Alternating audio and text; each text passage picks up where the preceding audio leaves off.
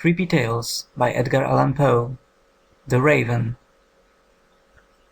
Once, upon a midnight dreary, while I pondered, weak and weary, over many a quaint and curious volume of forgotten lore, while I nodded, nearly napping, suddenly there came a tapping, as of some one gently rapping at my chamber door. "'Tis some visitor," I muttered, tapping at my chamber door. "Only this, and nothing more." Ah, distinctly I remember, it was in the bleak December, and each separate dying ember wrought its ghost upon the floor. Eagerly I wished the morrow, vainly I had sought to borrow from my books surcease of sorrow for the lost Lenore, for the rare and radiant maiden whom the angels name Lenore, nameless here for evermore. And the silken, sad, uncertain rustling of each purpled curtain thrilled me, filled me with fantastic terrors never felt before, so that now, to still the beating of my heart, I stood repeating, "'Tis some visitor entreating entrance at my chamber door, some late visitor entreating entrance at my chamber door. This it is, and nothing more." Presently my soul grew stronger. Hesitating then no longer, "Sir," said I, "or madam, truly your forgiveness I implore, but the fact is I was napping, and so gently you came rapping, and so faintly you came tapping at my chamber door, that I scarce was sure I heard you." Here I opened wide the door. Darkness there, and nothing more. Deep into that darkness peering, long I stood there, wondering, fearing, doubting, dreaming dreams no mortal ever dared to dream before. But the silence was unbroken, and the darkness gave no token, and the only word there spoken was the whispered word, "Lenore." This I whispered, and an echo murmured back the word, "Lenore." Merely this, and nothing more. Back into that chamber turning, all my soul within me burning, soon I heard again a tapping, somewhat louder than before. "Surely," said I, "surely that is something in my window lattice. Let me see then what there it is, and this mystery explore. Let my heart be still a moment, and this mystery explore. 'Tis the wind, and nothing more." Open here I flung the shutter, when, with many a flirt and flutter, in there stepped the stately raven of the saintly days of yore. Not the least obeisance made he, not an instant stopped or stayed he, but, with mien of lord or lady, perched above my chamber door, perched upon a bust of Pallas just above my chamber door, perched and sat, and nothing more.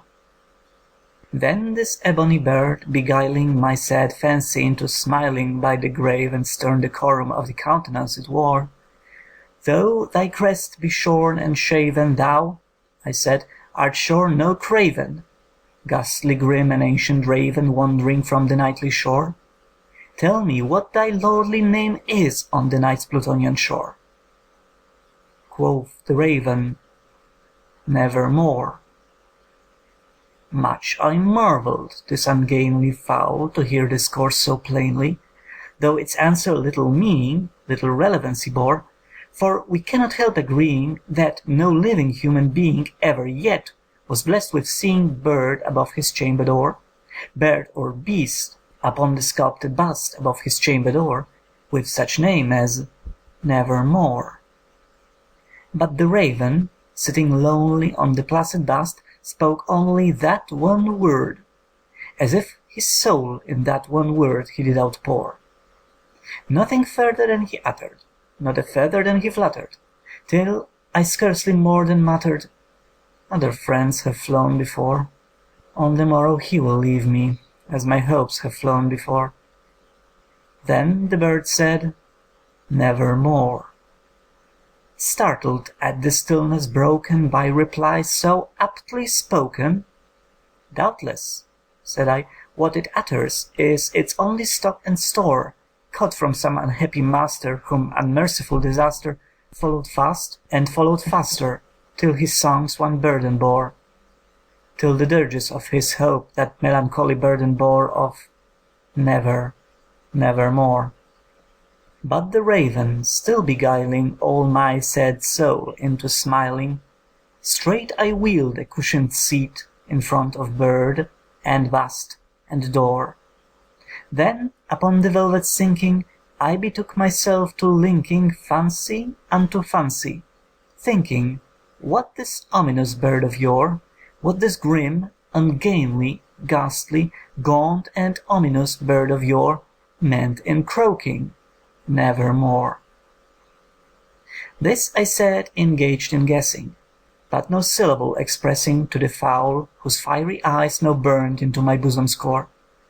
This and more I said, divining, with my head at ease reclining on the cushion's velvet lining that the lamplight gloated o'er, but whose velvet violet lining, with the lamplight gloating o'er, she shall press, nevermore.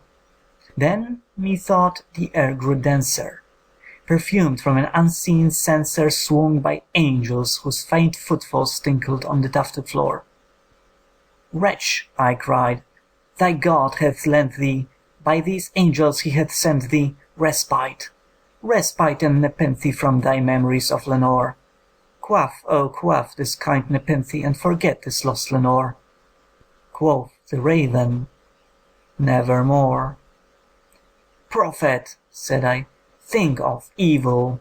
Prophet still, if bird or devil, whether tempest sent or whether tempest tossed thee here ashore, desolate yet all undaunted, on this desert land enchanted, on this home by horror haunted, tell me truly, I implore, is there balm in Gilead?